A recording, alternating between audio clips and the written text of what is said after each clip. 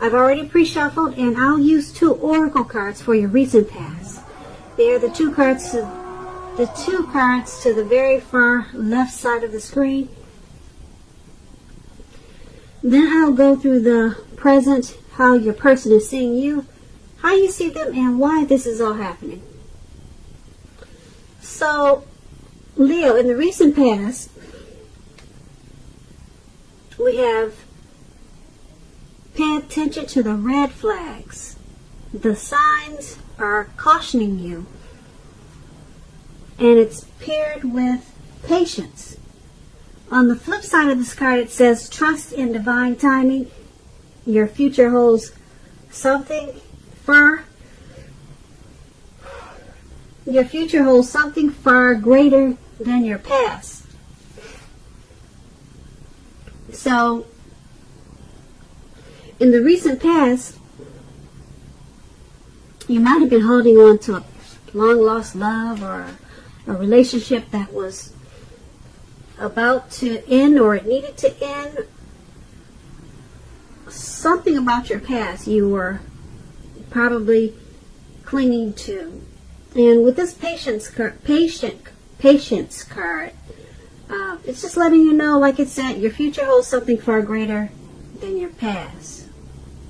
Trust in divine timing. So you're holding on to something or someone, okay, and you probably didn't want to let it go, but it looks like you should have, because there might have been some red flags, and the signs, they were cautioning you. So you just needed to know that maybe it's time to let go, because there's something better out there. That patience card is a really pretty picture. I hope you can see it. This lady's walking, looks like an ocean. She's walking towards the ocean. It's beautiful. But anyway, there was something bigger and better for you. So there were probably signs. Maybe you ignored them. Maybe you didn't. But there was something much, much profound. Because look how big and beautiful that ocean or that lake is. That's what's waiting for you. You just needed to probably just let go. So Leo, that's the recent past. Let's head on over to the present time. We have 7 of Cups, and then we have the Ace of Swords. Now the 7 of Cups is about choices. It could indicate confusion, and it could also point to disorganization. Got too much going on. It's a need to narrow your focus. You're probably trying to do too much and doing most of it not really well. So try to choose just a few things that are on your plate and work through them one by one. You may be feeling overwhelmed at this time. Just remember, you can definitely control at least some areas. How much you're trying to take on, you can control that. When you're asking about love and relationships and you get the 7 of Cups, you could possibly have several romantic choices at this time. So be clear and specific about what you want in a relationship. Evaluate your choices thoughtfully. Be honest and as clear as you can with all the people involved, including yourself, then move ahead. Just remember, with the 7 of Cups, you have to beware of falling in love in a rush, because that rush happens only at the beginning of a relationship. In no relationship does that rush ever last. Good relationships, even soulmate relationships, they'll settle into a less rush-based comfort zone at some point. That does not mean that you have to stay in a rut. So just remember that. So this 7 of Cups, it's paired with the Ace of Swords. Now the Ace of Swords is about new beginnings, possibly on several fronts. Sometimes this new beginning can be started by a separation of some kind from a relationship, from a job, from a situation. Just know that as anxiety producing as such new beginnings can be, that underneath it all is good beneficial energy that's getting you to where you want to go. This Ace of Swords, it calls on you to not be afraid to take a leap if it's in your best interest. And when you're asking about love and relationships and you get the Ace of Swords in a reading, it can mean that you're ready to start something new. And if you're in a relationship, it can indicate there's something about the relationship that you choose to put a stop to. So don't hesitate to speak your mind at this time. If something in the relationship is hurtful or bad for you, and you lose your partner because you say so, just know you haven't lost. You're being guided towards a relationship that's better for you. And that seems like what we just talked about in the recent past. Okay, but with these two cards paired together, Seven of Cups and the Ace of Swords for your present time, it's time to reevaluate your choices. You got probably have a lot of choices, and it's causing some confusion and disorganization. And being that it's paired with the Ace of Swords, yeah, there's something you need to put a stop to. Probably all of these choices, so many choices that you have, there's something you're going to put a stop to, and it's going to cause a new beginning. Whatever it is, there's some type of stop that has to happen. Something. Just for you to get this grand, beautiful new beginning. Okay, so that's for your present time. Let's move on down. Take a look at how they see you, the person you're dealing with. We have the Five of Wands and the Three of Swords. Now, to explain the Nine of Wands, it indicates anxiety and worry, being keyed up, burdened over certain issues, or keyed up over concerns. With this Nine of Swords, the first thing to do is to take a deep breath, calm down. Don't let things that you worry about overwhelm you. Take it one day at a time, 1 hour at a time. At least some of the worries, they'll likely turn out to be imaginary, just all in your head. So get very specific on what you're afraid of and pick it apart. Ask yourself, what is the true likelihood of the worry actually happening? Comfort yourself, and if you need help, don't hesitate to ask for it. Now, when this Nine of Wands is talking about relationships and love, it's important to remember that no relationship can stand up to constant nagging, picking, dissecting. It can't stand up to constant turmoil. So try to give your lover some breathing space. And if you are in a relationship and committed, well, if you're, just put it this way, if you're single and you get this card in a reading, this Nine of Wands, just understand that the time may simply not be right for you for a relationship at this time. There are things probably about yourself that you'd like to change.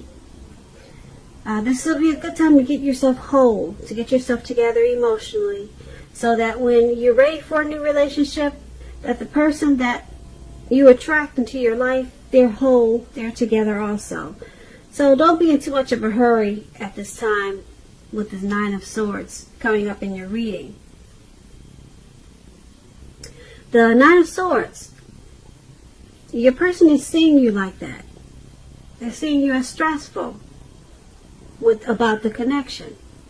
You're worried about something about this connection. It's causing you anxiety. That's how they see you. And being that it's paired with the Three of Swords, to explain the Three of Swords, it's not the end of a relationship. It doesn't have to be, but it does almost always point to relationship difficulty and pain. in order for the relationship to survive, both parties have to be willing to work on the relationship and talk about it. You may find that someone you thought cared about you is not as loving as you had supposed. So don't take it too personally or dwell too long on the pain. If this is the case, you're being guided to a relationship that's right for you. And we talked about that in the recent past also. And we talked about that in the present. So you're being guided to a relationship that's right for you. You cannot force something or something to be right. You cannot force that. So your person is seeing you as this Three of Swords and the Nine of Wands, like I said, with a lot of anxiety, worry. You're stressed about this connection. And being that you got the Nine of Swords, you probably, there's relationship difficulties. That's how they're seeing you. That's how they're seeing you with this connection. So they also see you as possibly shutting them out. So that's how they view you. Like I said, it doesn't mean it's the end of the relationship, but you have to communicate just to make sure that the relationship survives. Talk a lot about the relationship. Let's move on down and take a look at how you see them. How you see the person that you're dealing with. You see them as the Empress and Judgment. Now, the Empress is the type that does not play by the rules. She has her own way of doing things, her own ideal of what is right and what is wrong in any and all endeavors. That does not mean she'll always get her way, but she is a reminder not to ignore her creative side or intuitive side. The Empress is about coming abundance. But don't make a mistake of thinking that that will always mean financially. There are many types of wealth and riches. The Empress can actually encompass any or all of them. All of the different types of wealth and abundance. The Empress can encompass all of them. And when you're talking about love and relationships and you get the Empress in your reading, it's a very potent time for love. And you could find men and women alike suddenly finding you far more attractive, both for friendship and romance. But you'll have to be careful with how you use this power. Don't underestimate its potency. If you're single and you get the Empress in a reading, and you're looking, then this is a time when love, true love that is, could very well come your way. So you're seeing your person as this Empress. You're seeing them in the connection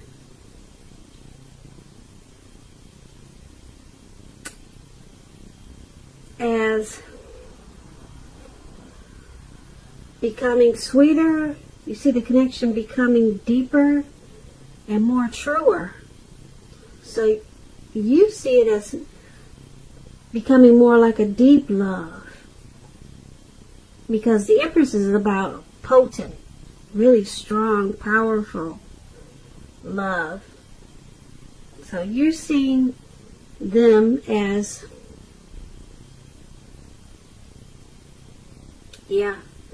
as this connection becoming better, sweeter, deeper, and more truer. Okay, and it's paired with the Judgment card. Now, with the Judgment card, if you're already in a relationship, it could be a make or break period. It's time to get very clear about what you want out of it. Then take steps to make it come about.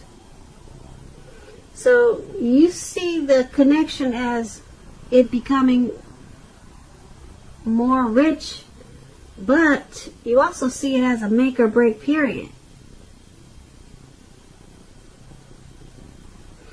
So you must have a lot of mixed feelings there. Yep. You see it as a deep, deep love. That's how you see them. That's how you see this connection.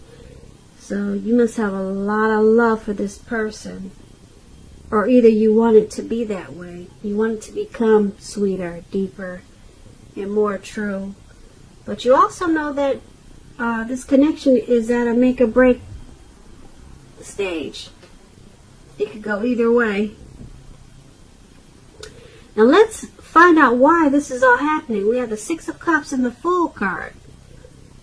Okay, with this Six of Cups, it's about nostalgia, looking back on how things used to be. It can be, but not always, connected to children, childhood. It's important not to spend too much time and effort thinking about the good old days, because we all have happy memories to reflect on from time to time. But if we start to think that the best of all the years have gone by, then that can become a self-fulfilling prophecy.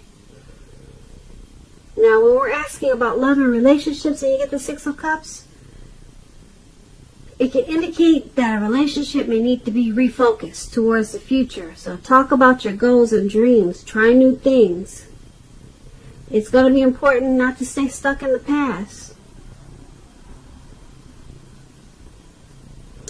Also, on occasions, this card, it can signify the reappearance of a long-lost love. So, why this is all happening is because I don't know if this person is someone from your past, but it's about being with someone out of familiarity. I'm going to say this crazy. Familiarity. Out of being familiar with them. I can't say that word right for anything, but anyway, it's about sticking with someone because you're familiar with them, because you have happy memories with them, probably from the past. Yeah, so it's happening because of those two things, and then it's also paired with the Fool card. Now, we all know the Fool card is about open-hearted energy, the innocence of a child. It's about taking a leap of faith, trusting to step into the unknown. So this is all happening because you're with each other out of being familiar with them. Like I said, it sounds like a past person, you know, or someone that maybe you've been with for a long time, and you guys have like a lot of happy memories from the past, or from a long time ago, or just a lot of happy memories, and it's just comfortable and familiar. And this Fool card, it's happening because of the Fool card too.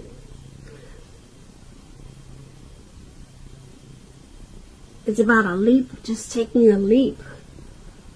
Maybe you two have just jumped into the relationship without putting a lot of work into it.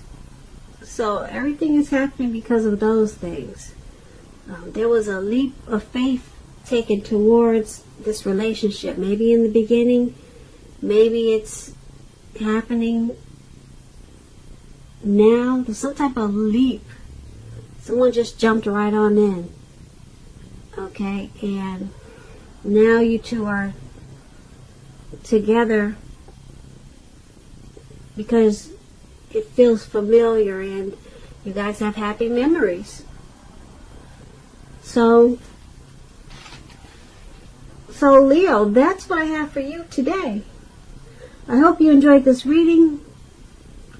There'll be a link below of the extended version of this reading. I'll go over much more. I just want to say I thank you so very much for watching. Please comment, subscribe, hit the notification bell so that you'll be notified when I post my next reading. I hope that you're having a wonderful 2020, and also I hope that you have a beautiful February.